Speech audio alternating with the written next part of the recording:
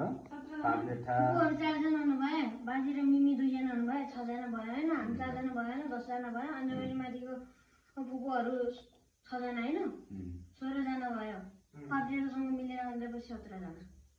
सबैजना आउनु भएन नि त। आउनु बाँकी छ नि त हैन? एकजना आउनु भएन भन्छ 16 जना। एकजना पो आउनु भएन। ए विवान दिदी मात्रै बनेर हुन्छ अब त। उसै भेनालाई पनि गर्नुपर्छ। अनि भेनाइ गर्नुपर्छ।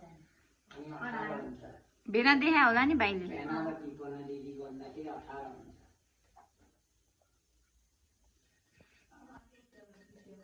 के गर्दैछ दिदी अलि?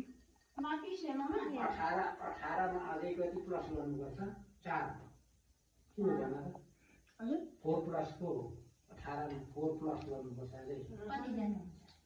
कतिजना 22 जना। को होला 4 चाहिँ भन त? को छ हाम्रो फ्यामिली बाँकी अब? अरु को छ? मामजेठी अनि 3 जना दाइहरू। भयो दाइहरुको नाम थाहा छ? अभिजित दाइ, आइनस दाइ अनि रोशन दाइ।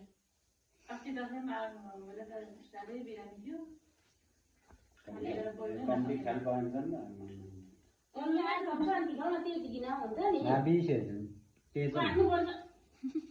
नराम्रो भयो। काट्नु हुँदैन भन्छ।